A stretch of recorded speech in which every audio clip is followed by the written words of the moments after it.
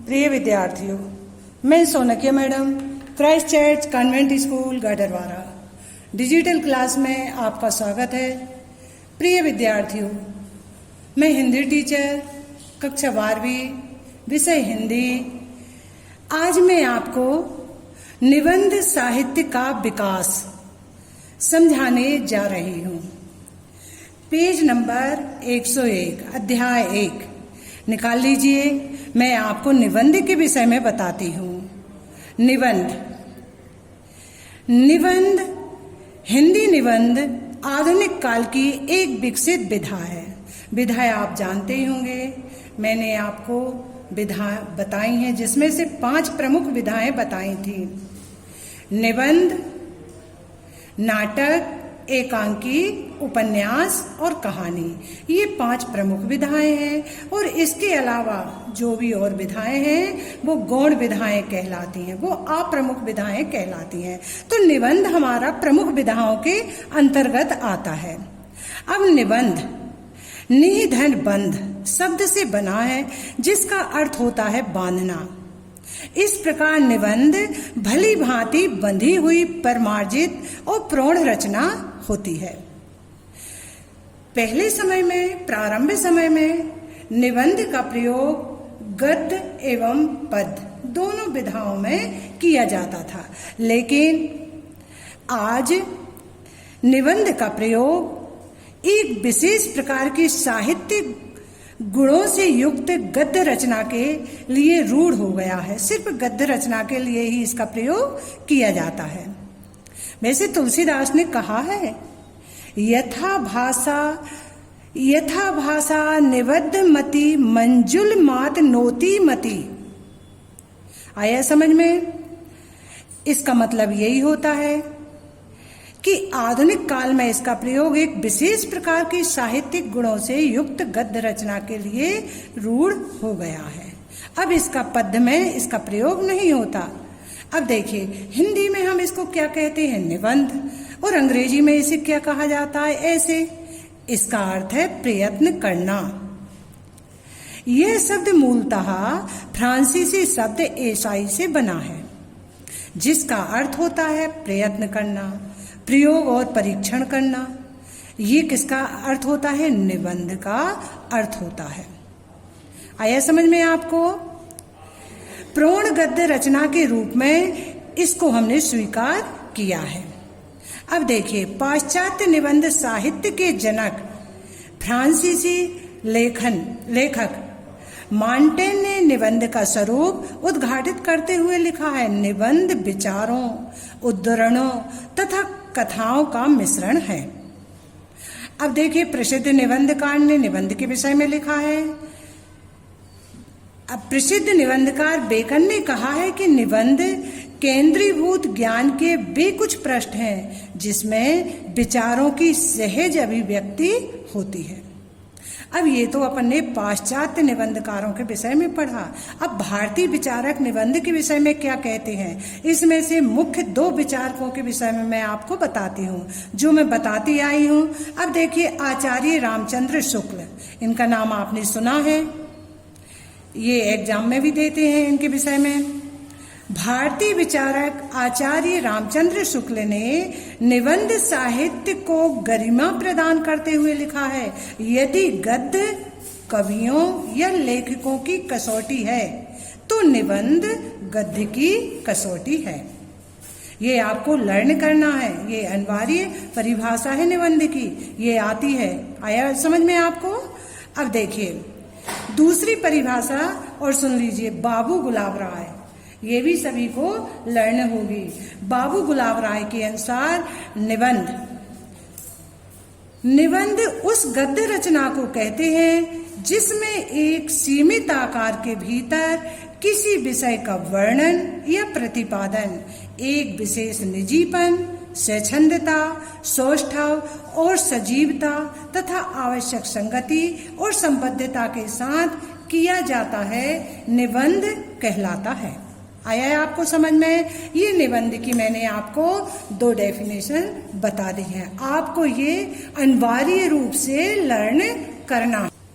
अब देखिए, परिभाषाओं के आधार पर निबंध के संदर्भ में निम्नलिखित निष्कर्ष निकलते हैं। अब कौन से निष्कर्ष निकलते हैं, कौन सी बातें आती हैं, देखिए निबंध में। आधुनिक निबंध गद्य की एक विधा है। गद्य में ही इसका स्वरूप अधिक निखर सकता है। निबंध हृदय और बुद्धि का समन्वय होता है।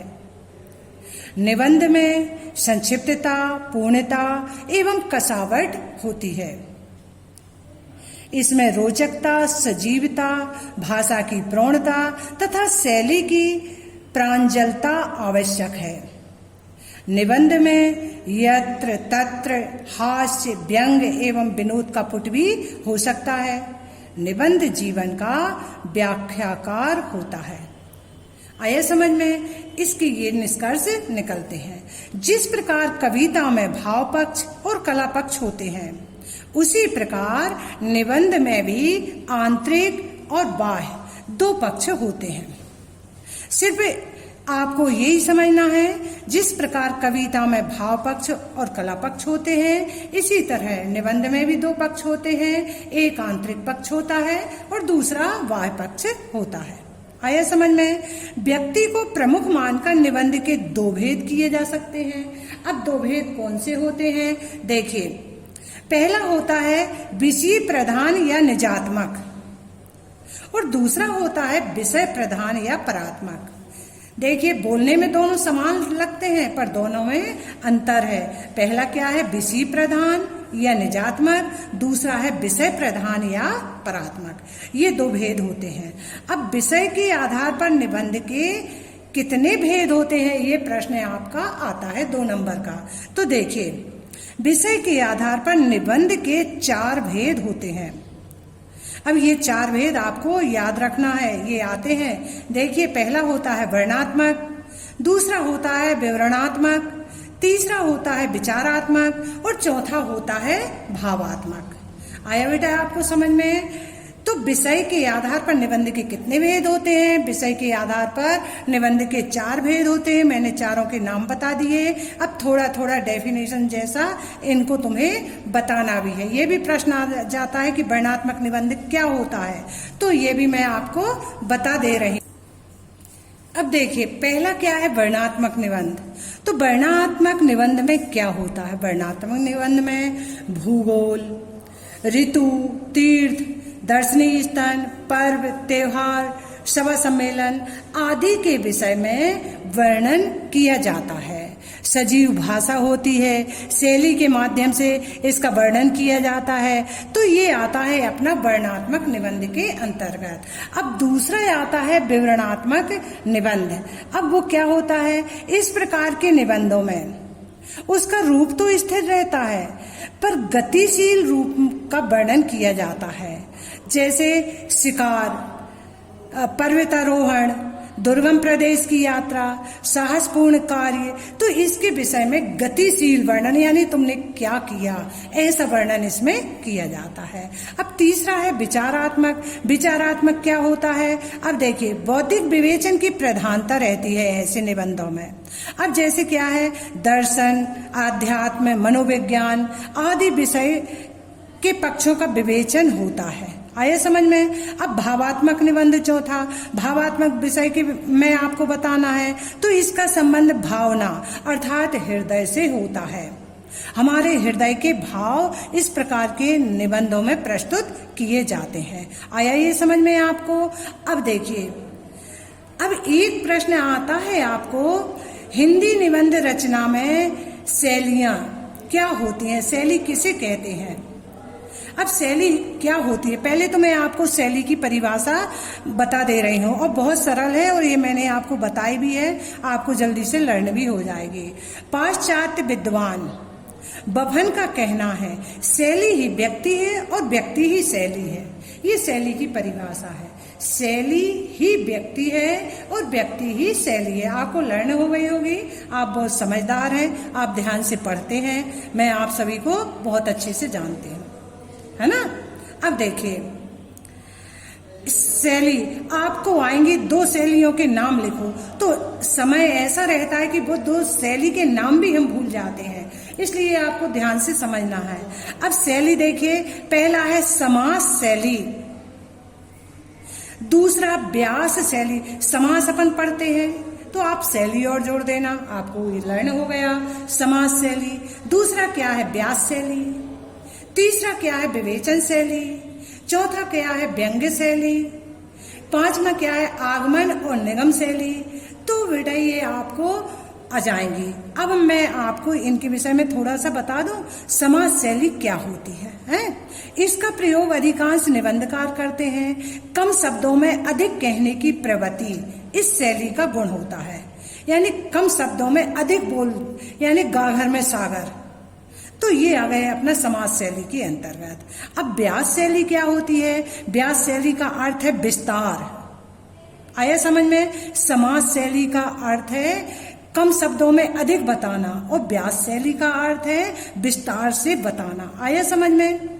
तो ये इसकी विशेषता क्या है देखिए, विस्तार के साथ अत्यंत बोधगम्य और रोचक ढंग से व्यक्त किया जाता है।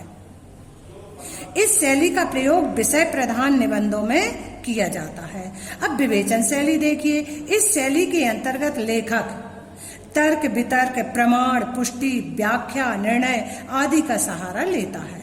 ये विवेचन शैली विचारात्मक निबंधों के लिए इसका प्रयोग किया जाता है। अब आगे देखिए व्यंग्य शैली। व्यंग्य सभी जानते हैं, अपनी सहज भाषा में व्यंग्य को अपन कहते हैं ताना मारना, कहते हैं कि नहीं कि ये ताना मारते हैं। तो देखिए इस शैली के निबंधों में लेखक व्यंग्य द्वारा विभिन्न सामाजिक धार्मिक राजनैतिक प्रवृत्तियों का विवेचन करते हुए उसकी विशेषताओं पर प्रकाश डालता है। यानी व्यंग तीखा मर्मवेदी और मारक होता है, जो बात लग जाती है। कोई हमको कुछ कहता है और वो बात हमारे अंतःस्थल यानी हृदय को छू जाती है, वो व्यंग्य कहलाती है। तो ये व्यंग्य शैली आ गई ना। व्यंग्यात्मक निबंध इसी शैली में लिखे जाते हैं। जैसे शरद जोशी के व्यंग्यात्मक रहते हैं, हरिशंकर परसाई इनके भी व्यंग्यात्मक निबंध रहते हैं। आया आपको समझ में? अब आ गया अपना धारा और तरंग शैली। अब धारा शैली और तरंग शैली का प्रयोग अब भावात्मक निबंधों में किया जाता है। धारा शैली में भावों की धारा प्रभाव में रहकर प्रायः एक गति से चलती है, किंतु तरंग शैली में भाव लहराते हुए प्रतीत होते हैं। तो जैसा नाम वैसा गुण। आया समझ में आपको? अब निगमन और आगमन शैली क्या होती है? प्रतिपाद्य विषय की व्याख्या की दृष्टि से निगमन शैली और आगमन शैली महत्वपूर्ण मानी जाती है। निगमन शैली के अंतर्गत पहले विचारों को सूत्र रूप में प्रस्तुत किया जाता है, तदुपरांत उस सूत्र के अंतर्गत पहले विचारों की विस्तार पूर्वक व्याख्या की जाती है। उसके बाद अंत में सूत्र प्रयोग में सारांश प्रस्तुत किया जाता है। आगमन शैली निगमन शैली के विपरीत होती है। तो इसका प्रयोग गणित में किया जाता है, जिसमें सूत्र आते हैं। सूत्रों के आधार पर आप क्या है, सूत्र के आधार पर आप गणित हल कर लेते हैं। आया समझ में? इसमें मेहनत कम लगती है और काम अपना जल्दी हो जाता है। तो बेटा आज मैंने आपको निबंध के निष्कर्ष निकालना, निबंध के भेद, व्यक्ति के आधार पर भी 2 भेद होते हैं और आधार पर 4 भेद होते हैं, और इसकी शैलियां आपको समझा दी हैं, आपको समझ में आ गई होंगी। अब अगले वीडियो में मैं आपको बताती हूँ हिंदी निबंध और विकास की दशाएं। धन्यवाद।